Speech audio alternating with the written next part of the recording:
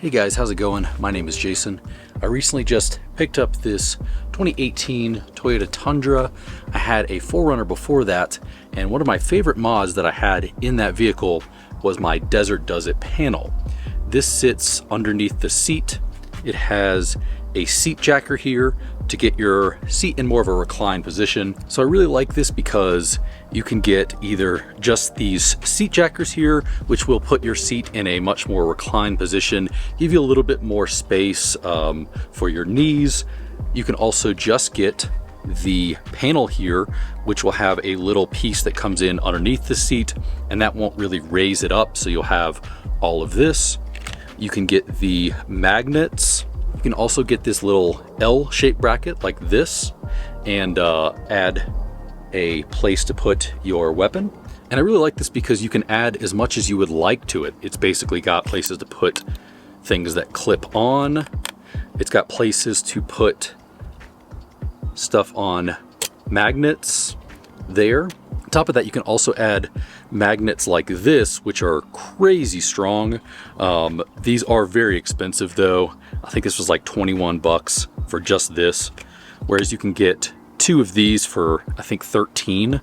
I already had this on my last one, and this is made to put a weapon on there and hold that. So I do like to use that for the mags. If you aren't into these things, then you can also get like a pepper spray or something like that. So I've gone with pretty much the whole kit and caboodle here. You can just get this panel here and clip things on if you'd like. However, I found in my last setup that the magnets were the most useful. So I've even added some here on the back as well. But you certainly don't have to go all out like this. It's super modular, there's tons of different stuff, and I'll even show you here in a second some of the other things that I'm gonna try to figure out. On my last panel, I had this all the way over here, and the reason I have it cranked at this position was this is what worked best for me on my last one. So for the purposes of YouTube, I'm not going to say the word, but let's just say it's shaped like this, and you'll have a holster there. Now this is in a strange position like this. You know, you could do up and down if you have like a Glock 19 or something like that. I have a Glock 20 which is very large, so I had to put it in a position that would make it fit. The Tundra is a lot larger and there's a lot more space, so I can likely clock this in a slightly different position to be able to get to it. I also moved it to the middle to try that out because before I had it over here on the right and it would ever so slightly just touch the bottom of my leg. So this is going to be in the middle, and I'm hoping that'll be how it's going to go. I went ahead and got this anyway. I am not sure if I'm going to use it. It may not work for me, but as I try to figure out what works here, I'm going to go with a couple other parts. So the plan is to have the piece right here in the middle. So with this part, if I move this over, I can add this on there and put it in multiple different directions. You can even put a fire extinguisher here. They have an attachment for that. I don't personally need that on my side. I may get a passenger one to do that at some point, but right now this is perfectly fine. The point is, it is very versatile. You can add, you know, a bunch of different stuff on there. Anything that fits on a Molle will fit on there. But you certainly can get the MMP, which is the multi-mount panel, or you can get the seat jackers, especially if you have a Tacoma. I would 100% recommend, if you have a Tacoma, to get these because man, those things are sitting really low. So if you're just installing the seat jackers, really all you're going to need is the 8mm as well as a 14, a 15, and a torque wrench. We are going to be torquing things down to spec. I would 100% recommend you do that. I would also 100% recommend that you use Loctite. This here is going to be torqued down to 27. This is also going to be torqued down to 27. And then on the back seat, you're also going to torque that down to 27 foot-pounds. For everything else on here, we're going to have the 8mm for this. We're going to have the 6mm for this. We have a 4mm for these things. And then we're going to have a 2.5mm for the magnets if you decide you want to go that direction. This is super easy, guys. I did it on my 4Runner in just a few minutes. The only thing that's going to be difficult is deciding where to put this as well as these magnets. I've really only assembled this just to show what it looks like. You will not be installing this with all of this on here. I will disassemble this before I install it. This is just for visual representation. So first thing we're going to do is remove these caps off of there. So these will just pop right out. You just pull on them. So we're also going to take out the floor mats in the front as well as the ones in the back. And we're going to slide that all the way forward. So now we've slid the seat all the way forward so that we can get to those rear bolts back there.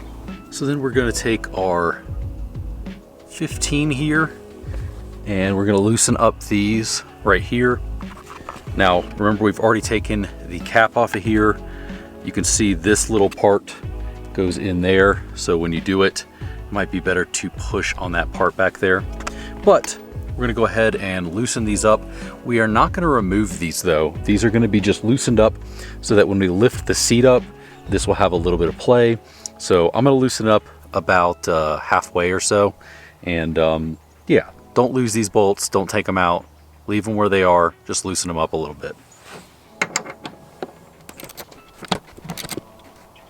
All right, now that we've loosened these back ones up, we're going to move this seat all the way back so that we can get to these bolts right here. So this is going to be the same. It's going to be a 15 here. So in the front, we are actually going to remove these. In the back, we just loosened them up. We are not going to reuse these. We're going to use the bolts that came with it. So these will come all the way out right here in the front. Before you bolt anything down, make sure that these in the course thread fit in there. And it is something that they claim to check, but I always like to be safe before I go ahead and start bolting stuff down. So what we're going to do first is the Allen head here. This is what's going to bolt into the factory hole. And then once your seat is jacked up a little bit, it will line up with this second hole right here. Now the way you can easily get this in, you can tell this is the bottom because we've got this little piece right here, which is going to also bolt into another piece back there. And then this will take the seat when it's there and will bolt down. Now one thing we're going to want to do before we just bolt everything down, we'll get this one pretty much hand tight there. Put the seat down and just kind of check and make sure everything lines up. And then once everything lines up, you can lift the seat back up and we will torque this down to 27 foot-pounds and then we'll put the seat back on. I'll show you guys what that looks like now.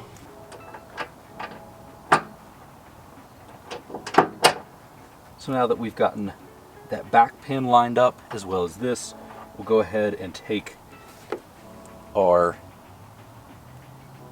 8mm here and just get it kind of hand tight and make sure we're lining everything up. We're then going to do that same thing to the other side.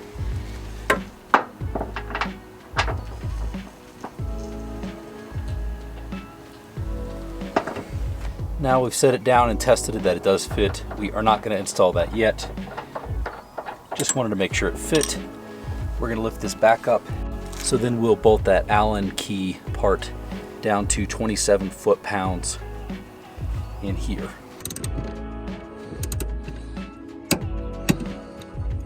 Next up is we're going to go ahead and line that up.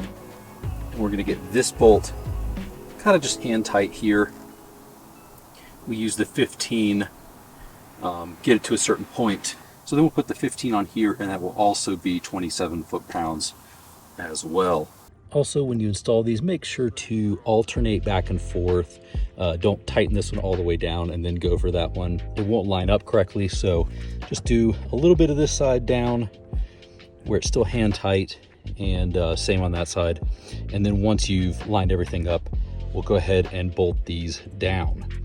After that, we're going to get our torque wrench back out, put the 15 back on, and we'll hit this one and that one as well. I'll also show you what we're going to do to put the multi-mount panel on, but I think that's pretty obvious. There's two holes there. There's two holes in the panel. Just just slap it on there.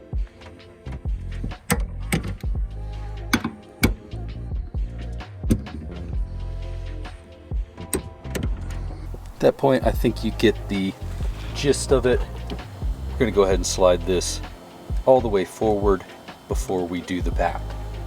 All right, so we're going to go back to our regular wrench right here, tighten these down, and then pop that same one here on our torque wrench.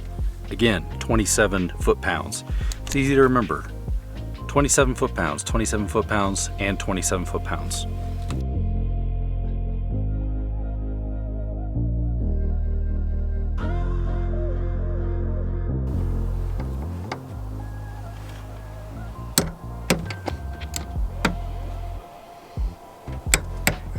So this little piece is going to correspond with this. You can either put these back on or leave them off. I haven't decided yet. I may just leave them off. So there is one bolt here and another bolt right here. Pretty easy. That is just going to correspond like that. And now that we've got that hand tight, we're going to use a 6 to finish tightening this down. All right, so it's a little dark down here. Sorry about that, guys. But this is eventually what I ended up going with after about a month of kind of working on this. I have the clipped right here flashlight. I've still got the multi-tool there.